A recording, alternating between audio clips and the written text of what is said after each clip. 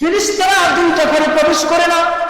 Number one হলো, যে ঘরের মাঝে কোনো ছবি থাকে, যে ঘরের মাঝে স্ত্রীর ছবি থাকে, সেখানে ফেরেশতারা প্রবেশ করে না। আর যে ঘরের মাঝে কুকুর বসবাস করে, কুকুর থাকে, সেই ঘরের মাঝেও ফেরেশতারা প্রবেশ করে। এবার আমি বলবো না কার ঘরে ছবি আছে কার ঘরে ছবি নেই, হাত তোলো, এই কথা আমি বলবো না। কারণ মুমিন বান্দাদেরকে লজ্জা দেওয়া এটা কোনো খতিব সাহেবের জন্য দায়িত্ব হতে পারে।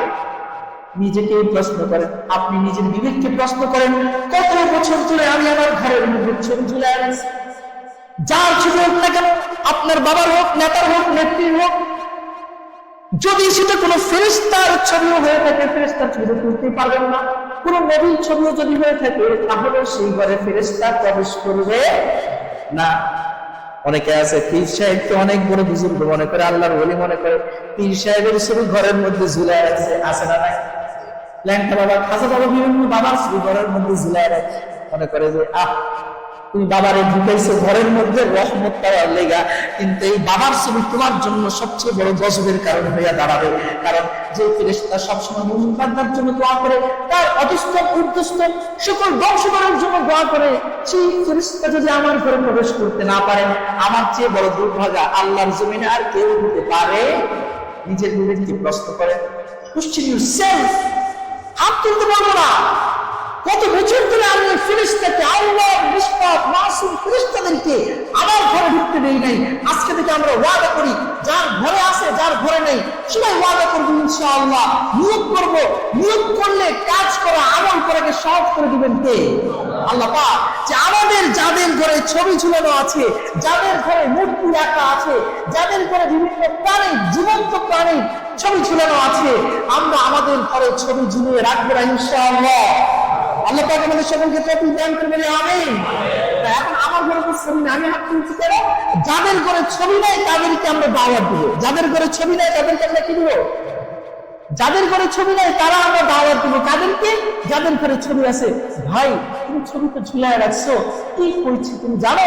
এই যে ছবি ঝুলায় দিছো, এই ছবি ঝুলানোর কারণে আল্লাহর রহমতের ফেরেশতা আমার ঘরে আর তোমার ঘরে প্রবেশ করতে পারে। অপরাধটাকে নিজের দিকে দিবে। কারণ মানুষ ইগো প্রবলেম কারো থাকতে পারে, তো খালি আমারই ভুল দেখে। এই জন্য ভাই, যে ছবি ঝুলায় রাখছো, এই ছবি ঝুলাইলে তো ফেরেশতা, আল্লাহ রহমতের ফেরেশতা মানুষের ঘরে প্রবেশ করে। এই আমলটা করতে পারবো তো ইনশাআল্লাহ? আল্লাহ পাক সবাইকে তৌফিক দান করে বলে আমিন।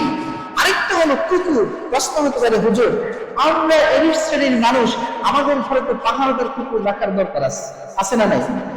এই পাহাড়দার কুকুরের দরকার আছে না? আরে সূরা মায়েদার মাঝে আল্লাহ পাক সূরাই নাযিল করেছে, ওয়াল মুকাল্লাবিন, প্রশিক্ষিত কুকুর রাখার কথা আল্লাহ কোরআনে বলছে। আবার হাদিসে বলল কুকুর থাকলে ঘরে ফেরেশতা ঢোকে না। দুইটা তাআরুজ, বৈপরীত্যপূর্ণ বক্তব্য হয়ে গেল। এক জায়গায় বলা হয়েছে প্রশিক্ষিত কুকুর রাখতে, আবার হাদিসে বলছে কুকুর থাকলে ঘরে ফেরেশতা প্রবেশ করে না। সমাধান কোথায়? হ্যাঁ, পাহাড়দার কুকুর থাকবে তার কুকুরের রুমে। বলেন পাহাড়দার কুকুর থাকবে কোথায়? কুকুরের রুমে।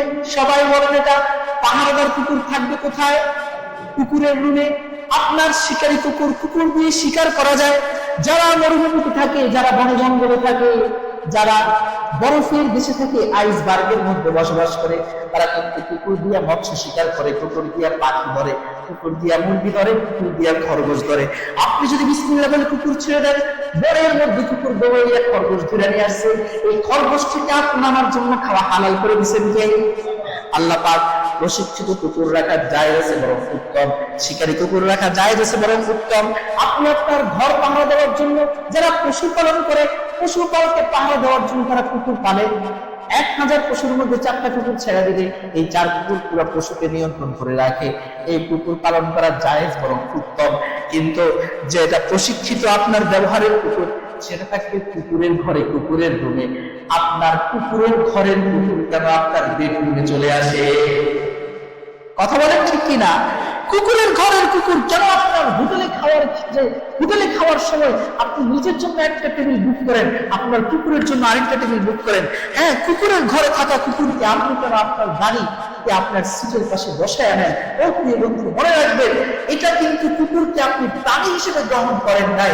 যে কুকুরকে আপনি আপনার বিছানায় শোয়ান, যে কুকুরকে আপনি আপনার সিটের পাশে বসান, যে কুকুরের জন্য আপনি আপনার সম্পত্তি বিল করে যান, যে কুকুরকে আপনি আপনার হোটেলে খাবারের সময় তার জন্য আরেকটি চেয়ার বুকিং করেন, আরেকটি টেবিল বুক করেন, এই কুকুর আপনার প্রাণীর কুকুর নয়। এই কুকুরের নাম হলো আপনার ফ্রেন্ড ডগ, আপনার বন্ধু কুকুর। যদিও আপনি মুখে স্বীকার করেন আর না করেন, আপনি চাচ্ছেন কুকুরকে আপনার বন্ধু বানাইতে। কথা বলেন ঠিক কি না? এই জন্য আধুনিক সমাজ ব্যবস্থার মধ্যে স্বামীর থেকে কুকুরের সঙ্গ লাভ করাকে তারা আনন্দের মনে করে। তাই আমার হাজবেন্ডের চেয়ে আমার ডগ অত্যন্ত বিশ্বস্ত বন্ধু। আছে না না? মাথা ঠিক আছে নাকি গেছে? কেন গেছে? কোরআন হাদিসের ইলম, কোরআন হাদিসের কি নাই?